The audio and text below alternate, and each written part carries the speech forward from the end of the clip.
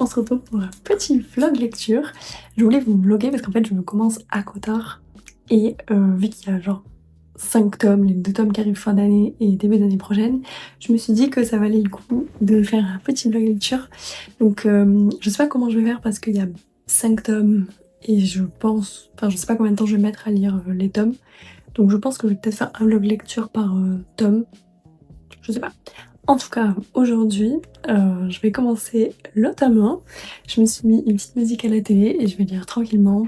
Et bon, sur YouTube, c'est une petite musique de fantasy. Je vous mettrai le lien en barre d'infos. Et en tout cas, je vous reprendrai après.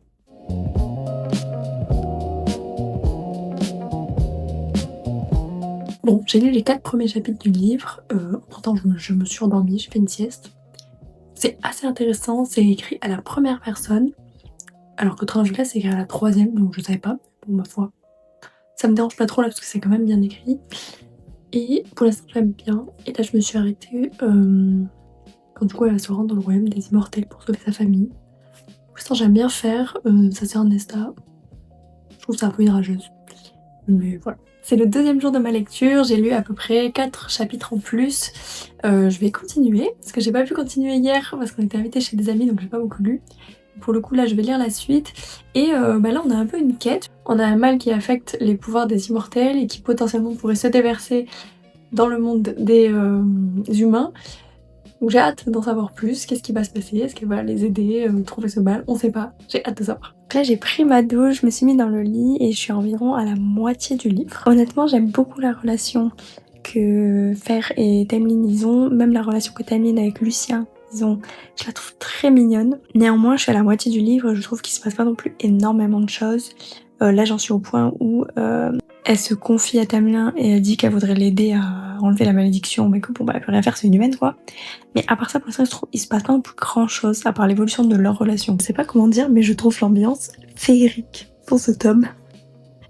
Enfin, pas forcément l'ambiance, mais en tout cas leur relation, comment elle se construit. Je trouve ça hyper féerique, je sais pas, c'est très poétique, j'aime beaucoup. Bon, je m'étais demandé du coup quand c'est qu'elle allait avoir un petit plot twist. Bon, j'ai eu mon petit plot twist. Je suis un peu choquée. En fait, j'étais trop contente de l'évolution de leur relation. Et genre d'un coup là, ils se sont fait séparer, l'autre il se fait capturer. Enfin bref, j'étais un peu choquée.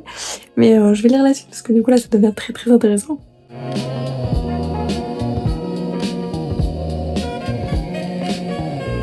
On se retrouve le lendemain, j'ai fini le livre hier soir et on va en parler pendant que je fais un bain d'huile pour les cheveux. Pour celles que ça intéresserait, je fais un bain d'huile avec le sérum de chez Aromazone, c'est le sérum cheveux peptide à l'extrait de pois, il est très très bien, je l'ai presque fini.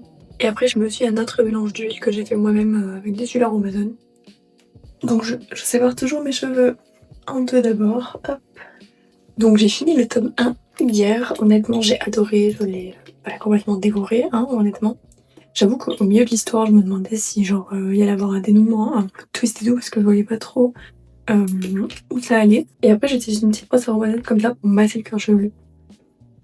Donc j'avoue que j'avais un peu du mal à voir où ça allait, mais au final, en fait, peut-être 3 chapitres plus loin, il y avait un putain de plot twist. Et donc j'ai vraiment aimé le fait qu'ils soient séparés. Bon, c'est un peu le truc classique. Ça m'a vraiment fait penser à La Belle et la Bête. Le fait qu'elle doit l'embrasser pour... embrasser, lui dire qu'elle l'aime, etc. pour briser la malédiction. C'est vraiment La Belle et la Bête en vrai. Je pense qu'elle s'est inspirée. J'ai beaucoup aimé la relation qu'elle a avec Rissand. Même si en vrai on peut sentir elle est potentiellement un peu malsaine. Parce que lui il est quand même très bizarre. Mais j'ai hâte de savoir pourquoi à la fin, genre vraiment à la toute dernière page, la dernière fois qu'ils se voient, les deux, il est surpris de quelque chose sur le visage de Fer. Ma théorie c'est que genre elle a des attributs de fae qui sont apparus et que du coup ça l'a surpris parce que du coup c'est devenu une grande fae. Donc à voir, je vais commencer le tome 2 aujourd'hui et on verra bien. Ça se lit vraiment genre hyper facilement. Genre le tome 1 là il fait vraiment 400 pages, c'est hyper rapide. Bon après genre hier pour le finir j'étais genre j'étais à genre un quart du livre et j'ai mis genre 4 pour le lire. Je sais pas si c'est rapide ou pas mais en tout cas c'était largement suffisant. Une fois que j'ai bien massé le crâne, je prends une brosse, hop comme ça. Je viens tout plaquer. Et en fait je vais faire un chignon et comme ça je peux le garder toute la journée. Pas forcément toute la journée mais en tout cas je vais le garder quelques heures. Jusqu'à ce que je me lave les cheveux. Hop. Alors personnellement j'aime bien me faire un twist à la française avec ça. Après c'est faites ce que vous voulez. Parfois je mets même un foulard sur ma tête comme ça moi. Selon ce que je fais dans la journée, moi je suis sûre qu'il y a rien qui touche mes cheveux. Ou que je mets pas des taches de gras quelque part aussi. Alors allez, voilà. Et sur ce, je vais aller commencer le tome 2. Là je suis au 5e chapitre. Mon frère a été enlevé par Rhysand juste pendant son mariage. Vraiment c'est hyper théâtral. Je m'y attendais pas. En fait je suis en train de me dire que finalement peut-être qu'elle devrait pas se marier avec Tamlin.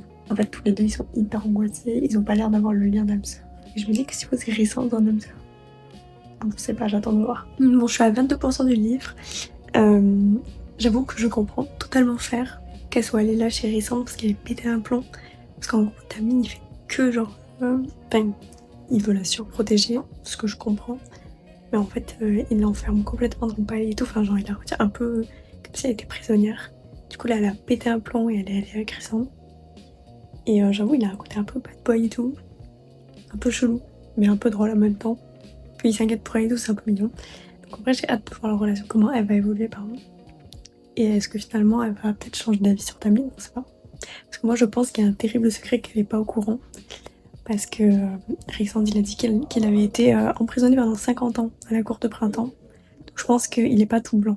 Je suis au chapitre 17 et là ça fait déjà quelques temps qu'elle est genre à la cour de la nuit. Et je me disais, Tamlin il la cherche pas. Enfin genre ok elle veut plus de lui mais genre ils se sont pas parlé. Je suis choquée, il me reste vraiment pas beaucoup à lire là. Il me reste quoi, une 30aine de pages. Mais je suis choquée. Je sais même pas comment dire ça sans spoil ou sans spoil, mais le lien d'amour entre Rhysand et Fer est incroyable. Et genre, déjà après il y a l'assaut de la cité, j'étais choquée. Mais alors que là, ils vont pour écrire le chaudron. Au final, ils se font capturer. Et Tamlin a rejoint le roi contre eux. Juste parce qu'il a le seum. Enfin, je suis choquée. Je suis hyper choquée. Je viens de finir le tome 2 là. Et vraiment, genre, je suis trop choquée de la fin. En fait, c'était incroyable. Et genre, il restait 50 pages. 50 pages, plot twist de fou. Genre vraiment, je suis trop choquée. En fait, il s'est passé tellement de choses là ces derniers chapitres. Déjà, Fer, elle est devenue la dame de la cour de la nuit, mais ça, on l'apprend vraiment que à la fin. Donc déjà, c'est incroyable, trop stylé. Ces deux sœurs se transforment en immortelles, enfin se font transformer en immortelles. En vrai, c'est un peu stylé, j'ai hâte de voir ce qu'elles vont devenir. Le fait que le roi d'Hiberne, il croit qu'il a rompu leur lien d'amour, et en fait, pas du tout, j'ai hyper peur. En fait, il a juste rompu le pacte qu'ils avaient passé. La trahison de Tamlin, pardon, et enfin, quel gros bâtard. Je suis choquée. Et là, vraiment, ils ont fait rentrer le loup dans la bergerie, quoi. Donc j'imagine que le tome 3, ça va être sur ça. Elle qui espionne la cour de printemps, qui va devoir faire semblant. Et aussi le fait que Lucien, ça soit du coup l'âme sœur de Hélène, la sœur de Fer. Enfin, c'est un truc de fou. Bref, voilà, ce tome 2 était vraiment incroyable. De A à Z, j'ai vraiment trop aimé. J'ai vraiment hâte. Et j'ai vraiment hâte, en fait, de lire la suite, quoi.